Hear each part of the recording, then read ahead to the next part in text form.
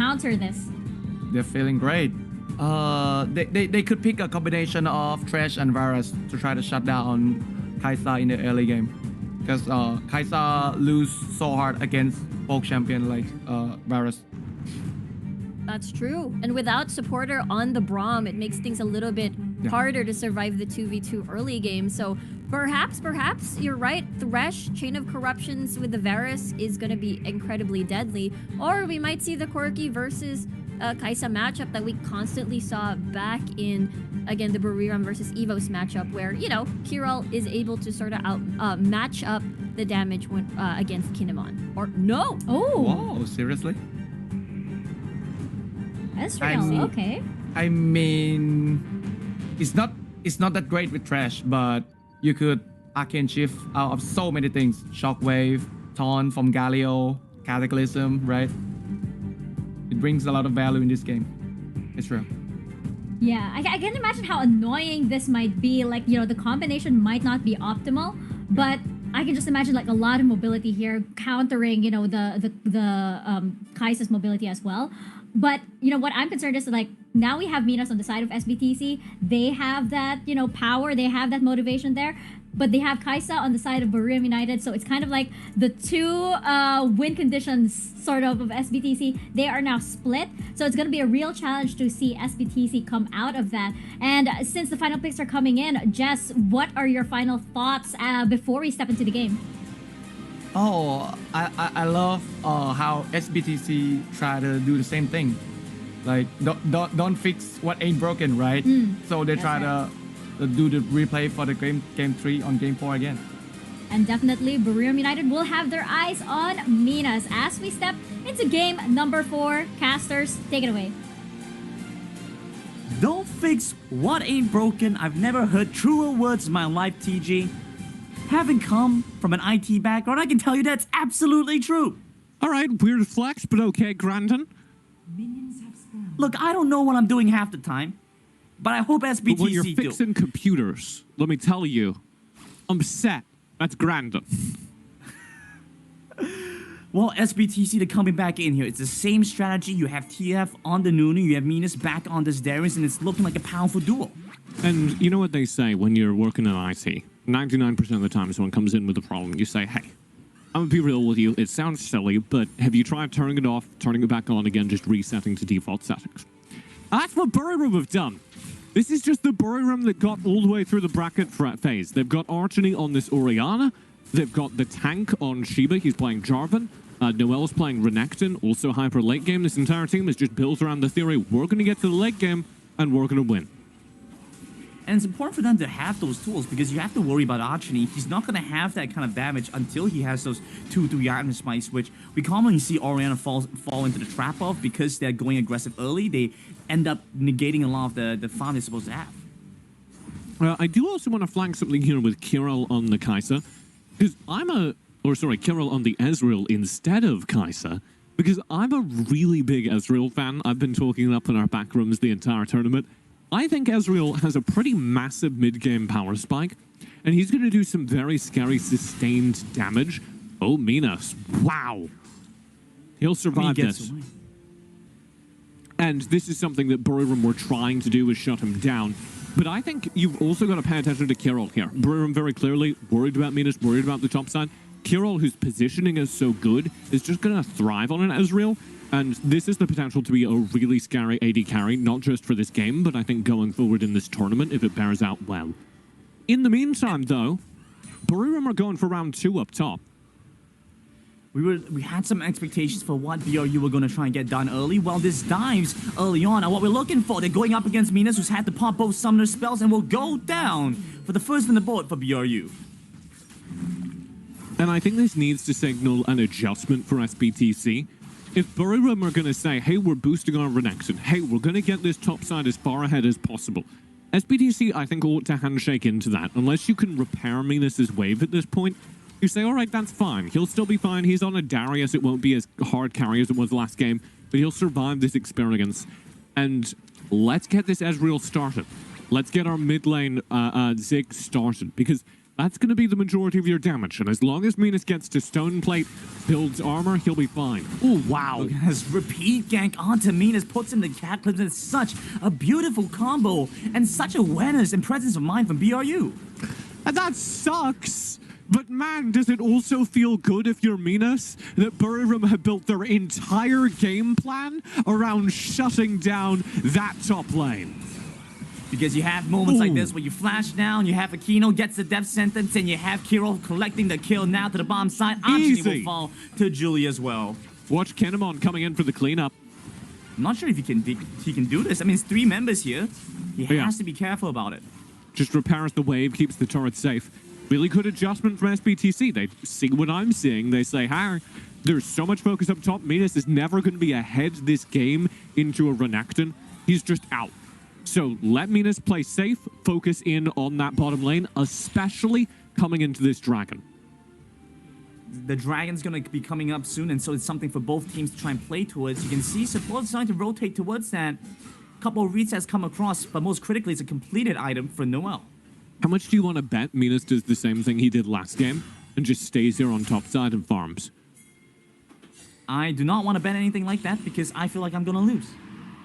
Well, it's interesting to me because it would indicate why he did it last time. It looks like he's roaming down, which is interesting. Here we go. SBTC going for a 5-on-5. Here we go. They start this one up. Shiva's going to force them away. Supporter unable to find an entry angle.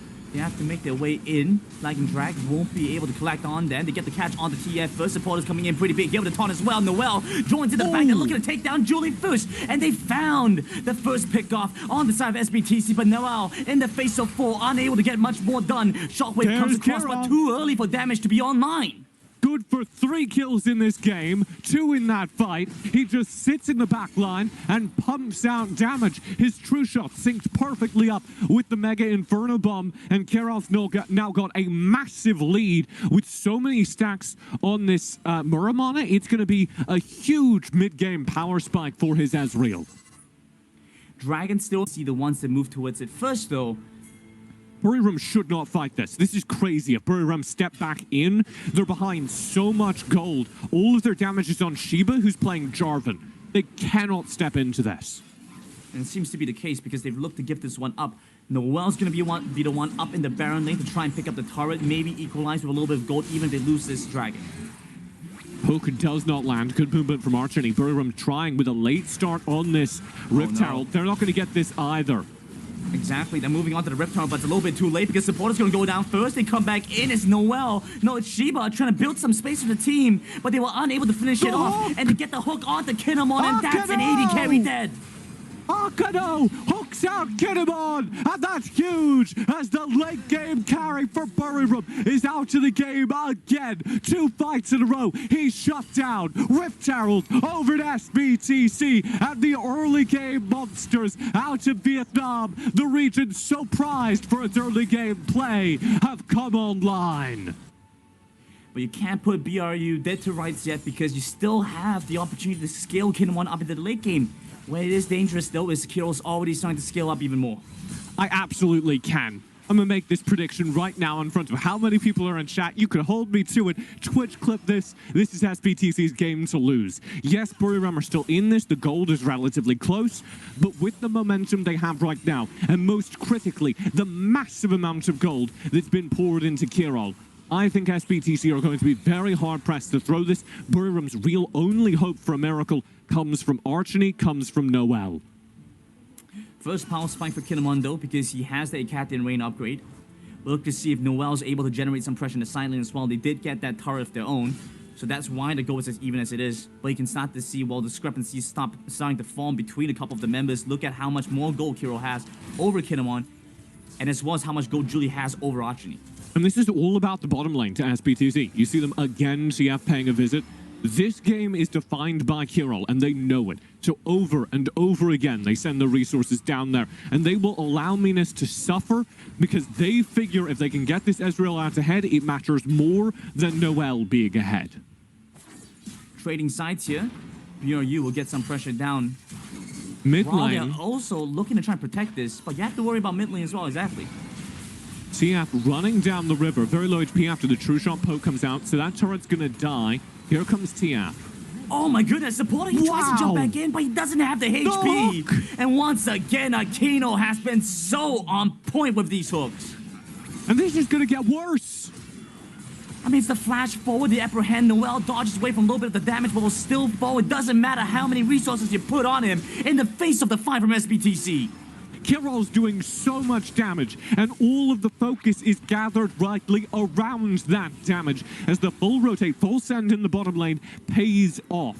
And you have another additional factor, and part of the reason why this SBTC comp is going to snowball so hard, the reason I have so much faith in it, they have a really good momentum gathering comp. They have so much turret siege, because you've got the hooks that can always go fishing. You've got the ability to get behind those turrets very quickly from TF and tank up those turrets, and then you've got the raw turret shred of Ezreal coupled with Ziggs. One of the reasons I think Ezreal is undervalued right now is because he can auto-attack turrets for massive boosted damage with his second ability. You see him apply it there to the turret and convert. Big damage. Joined with the Ziggs, that's unstoppable. These turrets are going to vanish, and the gold lead is going to balloon for SBTC. SBTC has been doing a very good job dictating the pace of the game, going to the side that they want to be at. BRU, they're trying their best to keep up, stay afloat in this rapidly tension-rising game, trying to equalize to the bottom side, but it's not panning out very well for them. Dragon's coming up soon, so SBTC is going to rotate down as well. And Minas is playing this so well. You might be like, but he's losing all his lane fights. He is, but he's stalling out, and he's keeping everyone busy, and this sets up for this. Exactly. Flash away from supporter. It means he does get away, but he commits a summon spell to get out.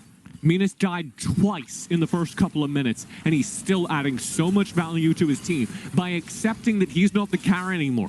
He's now the support. He's going to play safe in the bottom lane. He's going to lose slowly, and that's going to earn his team advantages on the map as they get another dragon, and BURIRAM continue to fall behind. That gold lead that was 3,000 a couple of moments ago has expanded now to 7K. And snowballing more with these, well, non-gold kind of power spikes, right? We're starting to see the items, the scaling items really show through. We're starting to see those double dragons really pose a potent effect. And BURIRAM United, they have a difficult time trying to respond to this. The upper hand comes across. Shiba commits in with the flag and drive, but he's had to flash out instead. Well, TF now is going to face off against Noel, but it's not much disrupt the Renekton can get done. Supporter tries to jump back in. They're looking for the re-engage damage. Comes across from Julie. True Shot Barrage unable to find its mark. Renekton still alive at this point. They're turning it around. Back onto Minas, who's looking low. The Ignite comes across, but the Dark Passage will keep him safe. Jumping in, killing it, but Kinemon jumped into his death as well. That's for Minas! Minas has no gold! Kinemon, what a waste! You can't one-for-one trade for the Darius. It's worth nothing! And Kinemon's dead, so there's now no carry up for BURIRAM. They can't team fight even if they wanted to, and SBTC just start pushing. Re-engage coming through from Shiba. Support is looking for the taunt onto two. Noel jumps in the back looking to take down Kirill, but Kirill's vibing out here. He's unable to get taken down, and he just keeps poking you back, and he takes down another one as well.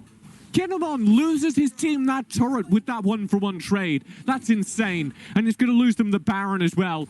Kinemon's respawning, but I think SBTC are just going to start burning this. And Ezreal has a very quick Baron take. Look at this. They're making a beeline towards this though, TJ. They're trying to contest for this. The Absolute Zero going to come across the Baron, dropping down low quickly. Shiba, he's being held in place. The flag not going to give him enough information. He can't get over the wall. He can't go in. He's into the pit now, but still too way high. And unable to steal it away. It goes over to TF. Meanwhile, Archie's going to flash away. He's going to fall as Mina chases after. Well, unable to get that final kill, but still Baron to SBTC. That was very sketchy. And unlike what happened earlier where Kinemon sacrificed his life for a very questionable play, I like what Shiba did there because he's playing a tanky character. He's got a gold lead. He'll survive for a really long period of time. It's very possible he wins that smite fight. So he goes for the risk. Yes, even into Nunu, it's the right call for Shiba because getting the Baron is the only way BURIRAM extend this game. SBTC with their aforementioned turret shred with the Baron in hand are just going to destroy these turrets. And we're starting to see Kirill's Mirror Mana completed, making him even stronger marksman, and so the value's there as well. Now, they're looking for a flank. BRU desperately trying to hold on to the game. Support is going to come in with the heroic entrance to get the lockdown first, maybe trying to take down TF, but he's still alive. Through it all, the True Shot Barrage, racking the back Kinemon. He's so low, the fight just barely started. What a good play from BURIRAM. They find the angle. It's an excellently executed take, but you see they just have no damage. Watch out for Noel. He's jumping into the back. He can't take down the Kiro, though. Minas is there to provide the damage. The bodyguard to make sure that his marksman is safe. They're looking to maybe have Kinemon come online here, but he's taken down by Minas. And Kiro going aggressively, dashing into the base. SBTC on the victory march to equalize the scoreline, bringing this series 2-2. A tie game at 2 as SBTC demonstrate what they're known for, opening this game up in the first 5 minutes and shutting it down in the first.